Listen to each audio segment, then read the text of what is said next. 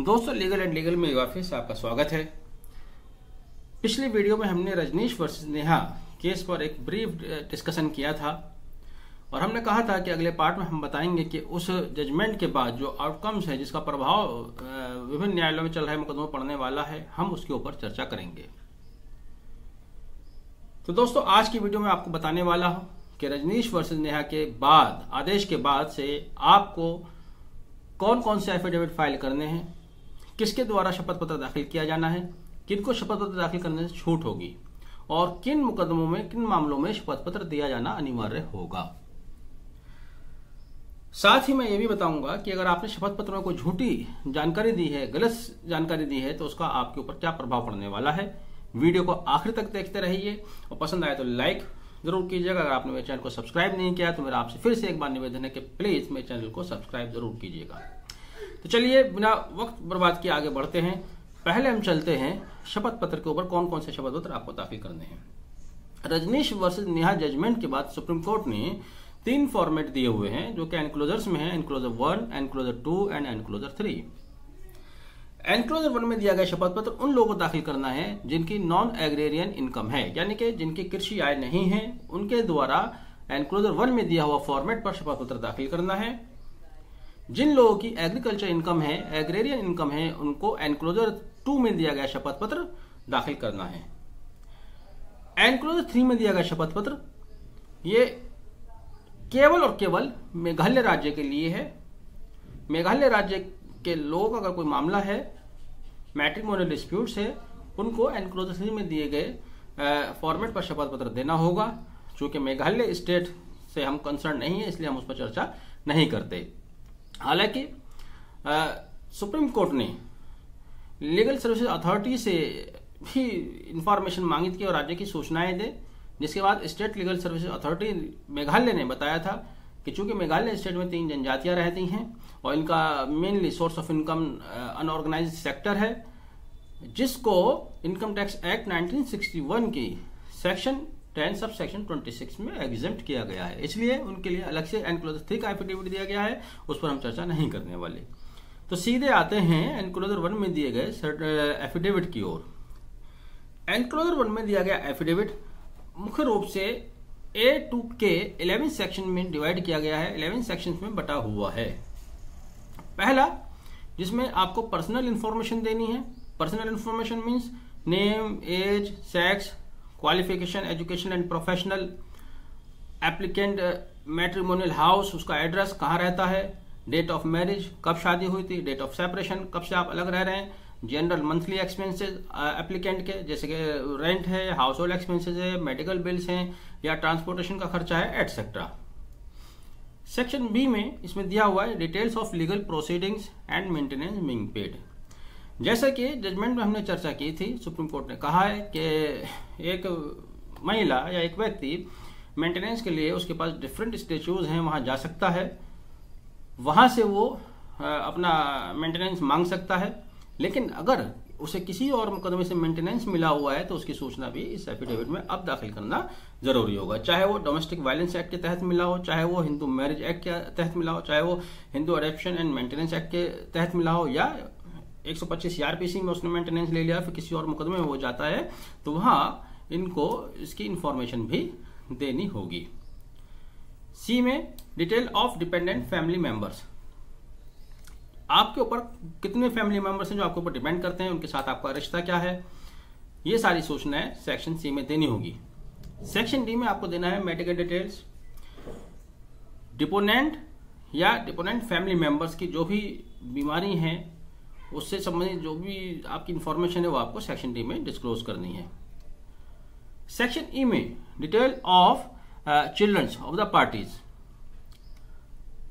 शादी से, जिस शादी के बाद ये विवाद पैदा हुआ है, मेंटेनेंस का मामला चल रहा है, इस शादी से आपके कितने बच्चे पैदा हुए, उनके नाम, आयु, उनके खर्चे, उनकी पढ़ाई का खर्चा, उनका खाने का खर्चा, उनका मेडिकल का एक्सपेंसेस, ये सूचनाएं आपको इस शपथ पत्र के साथ देनी है। और एफ सेक्शन में आपको बताना है कि डिपोनेंट की इनकम का सोर्स क्या है, उसकी इनकम कितनी है, name of employer, designation, monthly income, government service में है तो वो अपनी सैलरी शीट देगा, और अगर प्राइवेट जॉब में है तब वो एम्प्लॉयर से मिला हुआ फॉर्म 16 और दूसरी सूचनाओं पर अपनी आय की सूचना देगा। अगर वो एसएससी है तो उसको अपनी इनकम टैक्स रिटर्न फाइल करनी होगी इस शपथ पत्र के साथ। इनकम टैक्स रिटर्न जो आपको सबमिट करनी है वो थोड़ा सा टेक्निकल है, उसको समझ लीजिएगा कौन कौन सी इनकम टैक्स रिटर्न फाइल करनी है। शादी से पहले 1 साल की इनकम रिटर्न, जिस साल में सेपरेशन हुआ है उस साल की इनकम टैक्स रिटर्न, और जिस डेट में आप ये एप्लीकेशन मूव कर रहे हैं, फाइल कर रहे हैं, उस साल की इनकम टैक्स रिटर्न आपको सबमिट करनी होगी इस शपथ पत्र के साथ। इसके अलावा इनकम फ्रॉम अदर सोर्सेज, जैसे कि शेयर से इनकम आती है, फिक्स डिपॉजिट से इनकम आती है, डिविडेंड मिलता है, इंटरेस्ट मिलता है, पोस्ट ऑफिस डिपॉजिट पे इनकम आती है, जो भी इनकम फ्रॉम अदर सोर्सेज जो कि इनकम टैक्स एक्ट के 5 सोर्सेज ऑफ इनकम बताए गए हैं, उसका 5वां हेड है इनकम फ्रॉम अदर सोर्सेज। तो अगर इनकम फ्रॉम अदर सोर्सेज आती है वो सूचना भी आपको इस शपथ पत्र के साथ देनी है। साथ ही आपको 3 साल का बैंक स्टेटमेंट भी देना होगा। जितने भी आपके अकाउंट से सभी अकाउंट्स का आपको बैंक स्टेटमेंट देना होगा। ऐसा नहीं है कि आप किसी एक अकाउंट्स का दे दें, दूसरे अकाउंट्स की इन्फॉर्मेशन आप छुपा लें, छुपाएंगे नहीं, आपको सारी इन्फॉर्मेशन देनी है, सभी अकाउंट्स की इन्फॉर्मेशन देनी है। जी, सेक्शन जी में मूवेबल और इमूवेबल प्रॉपर्टी जो कि डिपोनेंट के पास है उसकी सूचनाएं देनी है। क्या वो सेल्फ एक्वायर्ड है, उसने अपनी इनकम से अर्जित की है। डिपोनेंट मींस हस्बैंड या वाइफ दोनों अपनी प्रॉपर्टी की सूचना देंगे। क्या वो प्रॉपर्टी जॉइंटली ओन की है शादी के बाद, या कोई एंसेस्ट्रल प्रॉपर्टी है उसमें आपका कोई शेयर और कोई अदर जॉइंट प्रॉपर्टी है तो उसकी सूचना भी आपको इसमें देनी होगी। सेक्शन एच में details of liabilities of the deponent. Deponent मैंने जैसे बताया कि दोनों ही हैं, डिपोनेंट हस्बैंड भी है, वाइफ भी है, अलग अलग हैं, दोनों अपनी लायबिलिटीज भी बताएंगे। ऐसा नहीं है कि सिर्फ अपनी एसेट्स और इनकम ही बताएंगे, अपनी लायबिलिटीज बताएंगे कि उनके ऊपर कौन कौन सी लायबिलिटीज हैं, जैसे कि लोन लिया हुआ है उसकी लायबिलिटीज है, मोर्गेज चार्जेस है, आउटस्टैंडिंग है, कोई अमाउंट देना है उनको, ईएमआई जो पे कर रहे हैं, इसके अलावा और कोई उन्होंने कर्जा लिया हुआ है या कोई और अदर इन्फॉर्मेशन वो आपको इस एफिडेविट में मेंशन करना है। सेक्शन आई में सेक्शन आई उन लोगों के लिए है जो सेल्फ एम्प्लॉयड पर्सन है। अब तक के जो सेक्शन डिस्कस हुए हैं ये नौकरी पेशा वालों के लिए हैं, लेकिन अगर कोई पेशेवर है जो अपना बिजनेस करता है, प्रोफेशन करता है, या कोई एंटरप्रेन्योर है, वो अपनी सूचना सेक्शन आई शपथ पत्र के पार्ट में देगा। चाहे वो कोई इंडिविजुअल बिजनेस करता है, पार्टनरशिप फॉर्म में बिजनेस चलाता है, कोई कंपनी है, कोई लिमिटेड लीगल पार्टनरशिप है उसकी, या हिंदू अनडिवाइडेड फैमिली है, उसको अपने किसी भी अगर बिजनेस या एंटरप्रेन्योर से इनकम आती है वो इसकी सूचना इसमें देगा। और कोई इसके साथ साथ अगर कोई कंपनी चलाता है, उसका कंपनी में कोई शेयर है, कंपनी शेयर होल्डिंग है, तब वो पिछले 3 साल का ऑडिटेड बैलेंस शीट इस एफिडेविट के साथ सबमिट करेगा। इसके अलावा टैक्स रिटर्न है पार्टनरशिप फॉर्म की, अगर पार्टनरशिप फॉर्म में टैक्स रिटर्न सबमिट करेगा, और कोई भी सूचना इसके संबंध में है तो उसको ये सबमिट करना होगा। आते हैं सेक्शन जे। अभी तक जो सेक्शन डिस्कस हुई हैं उसमें दोनों पार्टी अपनी अपनी सूचनाएं देंगे, अपनी आय, अपने खर्चे, अपने रेजिडेंशियल, अपनी educational status.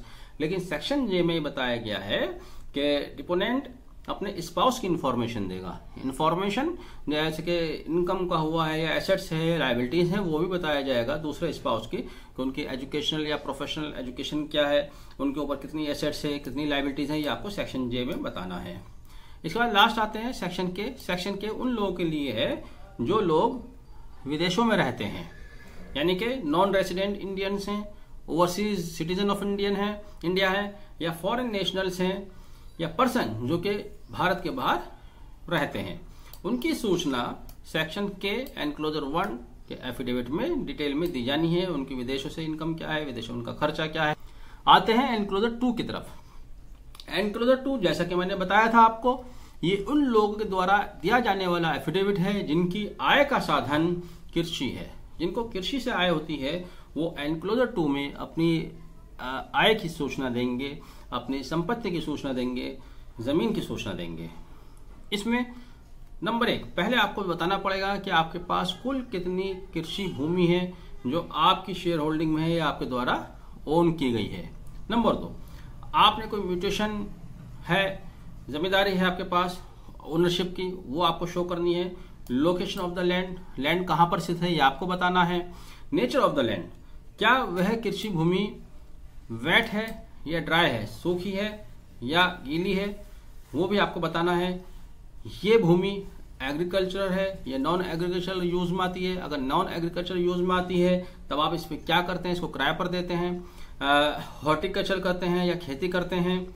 Nature of crops cultivated during their, इस साल आप फाइल कर रहे हैं उस साल आपने किस तरह की फसल कल्टिवेट की है वो भी सूचना आपको देनी है।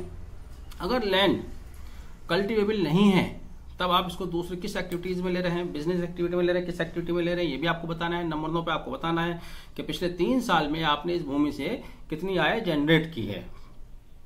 अगर आपने कोई जमीन बटाई पर ली है, जिसको बटाई है दूसरे श्रेणी किसी और नाम से जाना जाता है, वो भी आपको बताना है नंबर 10 पर। नंबर 11 पर आपको बताना है अपने लाइव स्टॉक के बारे में।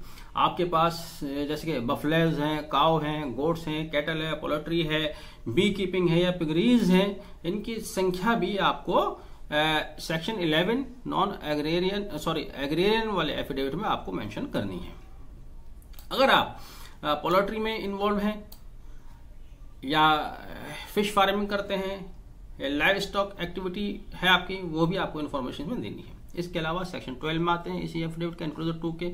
इसमें आपको बताना है कि आपने क्या कोई लोन लिया हुआ है, अगर लोन लिया हुआ है तो उसकी डिटेल आपको फर्निश करनी है, डिटेल आपको देनी है। कोई और इन्फॉर्मेशन इसके अलावा अगर आपके पास है वो भी आपको इसमें डिस्क्लोज करनी है। नंबर 14 पे आपको लायबिलिटीज बतानी है और नंबर 15 पर कोई अदर एनी रेलिवेंट इन्फॉर्मेशन। ये हुए आपके एनक्लोजर 1 और एनक्लोजर 2 में दिए जाने वाले शपथ पत्र जो कि सुप्रीम कोर्ट के आदेश के बाद दाखिल किए जाने हैं। अब मैं आपको बताऊंगा कि ये शपथ पत्र किन लोगों के द्वारा किस वाद में दाखिल किए जाने हैं। जी हाँ, अभी तक इस जजमेंट को आए हुए 6-7 महीने हो गए, नवंबर में आया है, बल्कि 9 महीने समझिएगा, लेकिन बहुत ज्यादा स्थिति मैं ये देख रहा हूं कि यहां पर स्पष्ट अभी लोगों के बीच में है नहीं। ये बात मैं क्यों कह रहा हूं, ये बात मैं इसलिए कह रहा हूं, अभी तक लोगों को ये लगता है कि जब आप 125 सीआरपीसी के तहत मेंटेनेंस मांगते हैं तभी ये शपथ पत्र दिया जाना है, जबकि ऐसा नहीं है। सुप्रीम कोर्ट ने अपने आदेश में साफ साफ कहा है कि यह शपथ पत्र मेंटेनेंस के किसी भी मुकदमे में दिया जाना है, चाहे वह नया है या वो पुराना चल रहा है किसी मजिस्ट्रेट कोर्ट में या फैमिली कोर्ट में थ्रू आउट द कंट्री। एक बात स्पष्ट फिर से समझ लीजिएगा, जो शपथ पत्र सुप्रीम कोर्ट ने बताए हैं एनक्लोजर 1, एनक्लोजर 2, एनक्लोजर 3, यह शपथ पत्र मेंटेनेंस के किसी भी मुकदमे में, चाहे वो डोमेस्टिक वायलेंस एक्ट के तहत चल रहा है, चाहे वो 125 सीआरपीसी के तहत चल रहा है, चाहे वो हिंदू मैरिज एक्ट के तहत चल रहा है, चाहे वो Hindu adoption and maintenance act के तहत चल रहा है या किसी और कानून के तहत चल रहा है, पुराना है, यानी कि उसमें भी आपको तीनों एनक्लोजर पर एफिडेविट देना है, सिर्फ नए के साथ नहीं देना। दूसरा मैंने आपको ये बताया था कि किन लोगों को शपथ पत्र नहीं देना। वो लोग जो ईडब्ल्यूएस कैटेगरी में आते हैं, इकोनॉमिक वीकर सेक्शन, या जो बीपीएल बिलो पॉवर्टी लाइंस में आते हैं, या जो कैजुअल लेबर हैं, डेली इनकम वाले लेबर हैं, उन लोगों को इस शपथ पत्र को दाखिल करने से एग्जम्पशन होगी, छूट होगी। फिर समझ लीजिएगा, ईडब्ल्यूएस कैटेगरी, बीपीएल या कैजुअल लेबर्स के लोगों को यह शपथ पत्र दाखिल करने की जरूरत नहीं है। तीसरी बहुत ही इंपॉर्टेंट बात मैंने आपको ये बताया था कि अगर आपने इस शपथ पत्र में कोई गलत सूचना दी तो उसका आपके ऊपर क्या प्रभाव पड़ेगा। तो जैसा कि जिस बात को मैंने स्किप कर दिया था, आते हैं फिर उसी बात के ऊपर। लास्ट पैरा में जब आप कोई भी शपथ पत्र देते हैं तो डिस्क्लोजर आता है, जहां आप डिक्लेयर करते हैं, डिक्लेरेशन आता है, सॉरी मैं डिस्क्लोजर कह रहा हूं, डिक्लेरेशन आता है। जब आप डिक्लेरेशन करेंगे वहां पर एक पैरा साफ साफ दिया हुआ है, उसमें आपको बताना पड़ेगा, I understand that any false statement in this affidavit apart from being contempt of court may also constitute an offense under section 199 read with section 191 and 193 of Indian Penal Code, जिसमें आपको 7 साल तक की सजा हो सकती है, और section 209 of Indian penal code जहां पर आपको 2 साल तक की सजा हो सकती है। यानी कि अगर आपने इस शपथ पत्र में कोई फॉल्स इंफॉर्मेशन दी, उसको फॉल्स एविडेंस माना जाएगा, उसको मिथ्या कथन माना जाएगा, और जिसके रिजल्ट क्या होगा कि आपके खिलाफ न सिर्फ कंटेम्प्ट ऑफ कोर्ट होगा, बल्कि सेक्शन 191 और 193 में भी आपके खिलाफ वाद चलाया जा सकता है, जिसमें आपको 7 साल तक की सजा हो सकती है। सेक्शन 209 जिसमें आपको 2 साल तक की सजा हो सकती है, ये भी आपको फेस करना पड़ सकता है। इस तरह से रजनीश वर्सेस नेहा वाला मामला यहाँ हम कंप्लीट करते हैं। मैं उम्मीद करता हूँ कि बहुत कुछ आपको स्पष्ट हुआ होगा, और पुनः आपसे निवेदन करता हूँ कि वीडियो अगर पसंद आया तो उसको लाइक, शेयर और मेरे चैनल को सब्सक्राइब जरूर कीजिएगा। वीडियो को आखिर तक देखने के लिए बहुत बहुत धन्यवाद। Thank you. Have a nice day.